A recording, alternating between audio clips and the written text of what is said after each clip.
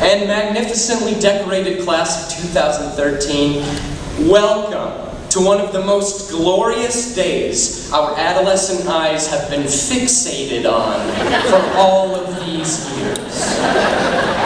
I'm honored to be here, and let me take the liberty of publicly announcing on behalf of my classmates, we're ready to rock and roll.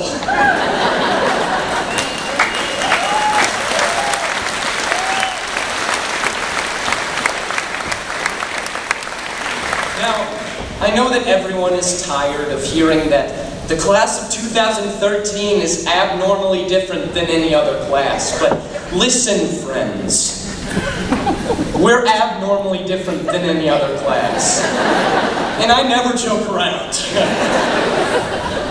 Now, to help illustrate our distinct contrast to the years above and below us, I would just like to tell a story. Let's imagine for a moment that we could go back in time and experience each grade of high school through the lens of a student. And as to not appear biased or creepy based on the person I choose, I will just create a character who's able to take us on this journey. Now, I'll pick a name that I'm sure nobody in this small northwest Iowa town has.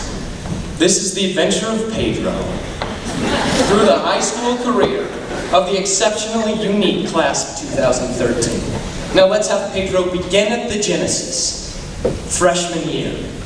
There's a bright skip in his step as Pedro prances up towards the door of Spear Lake High School. His backpack is full of the necessary pens and pencils, notebooks, binders with tab dividers, as specified in the all-too-depressing back-to-school supplies list, and a wad of paper that he's going to attempt to make a book cover because everyone bled Walmart Drive them. Now Pedro enters the school and ventures to his first class of the day, freshman health and PE. Now I am not brave enough to explain that one in detail. He passes from math class to science class to English 9 or English 1, nobody actually knows what it's called, and then is off to the coveted 9th hour where little to no work is done by anyone. Now Pedro observes the kids as they sit in the commons, reenacting paper toss with the colossal industrial fan or shouting about games being played on their iTouches across the room. Now Pedro hears about the Pebble Load. So we each get our own Apple computers. That sounds awesome! I hope every community member hops on board to pay this minimal tax. Silly Pedro. Little did he know how much of an impact these tiny white boxes would cause the school system. Fast forward to the fall of 2010, the dreaded sophomore year. He can now open his Safari window and gaze among all the bookmarks on his toolbar of all the educational sites he can visit. Moodle, Wikispaces, Dictionary.com, Wikipedia, Facebook, Tetris, YouTube, and his eBay account. He walks up to the door and gazes at the nameplate attached adjacently. Mrs. Toes! Pedro inches towards the door and walks into the room. He's immediately blown back by havoc being wreaked in the room. Kids are lying on the ground screaming, scribbling obscene doodles on the whiteboard, running over desks. There's a large hole in the floor, and a small boy is being tossed up into the air as his shoe is bobbing up and down in the nearby fish tank. Where's Mrs. Toes? Asked Pedro. Taves? She went to the office to get something, exclaims Cody Norton, who's blaring the cat daddy from his computer. The door creaks open, and in a nanosecond, the entire classroom is back in their seats with books and study materials out. Mrs. Taves gazes around the room. Well, it looks like everyone is learning and following their dreams splendidly. Now, Pedro, please sit down and work on your paper like the rest of the class. Junior year, Pedro's eyes have been open to many experiences at Spirit Lake. He finally decides to take a risk in joining the Spirit Lake football team.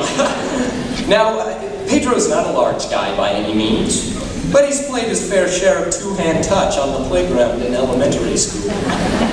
So Pedro gets his lift on for a couple days and decides to join the team, thinking, I know they're supposed to be good, but how good can this tiny little town be at football? I'm sure with minimal practice and weight training, I can just hop on in and be a star. After the first practice on the team, Pedro learns that he is wrong. He transfers to Okoboji next semester.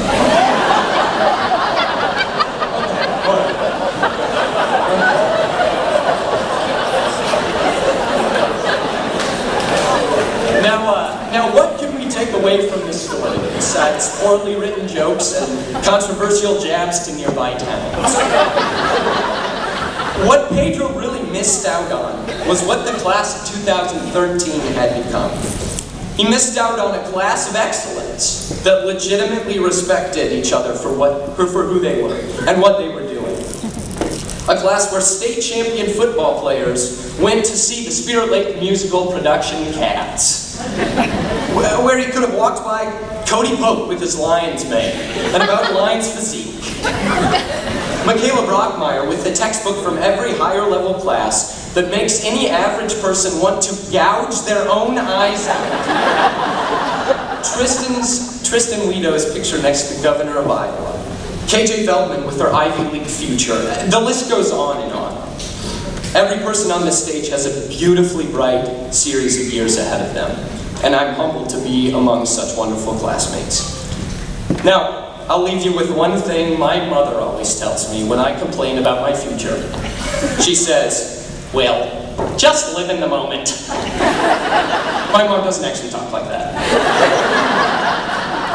Immensely spectacular class of 2013. Live it up. You don't have to worry because in the future you'll do great. You always have. Thank you.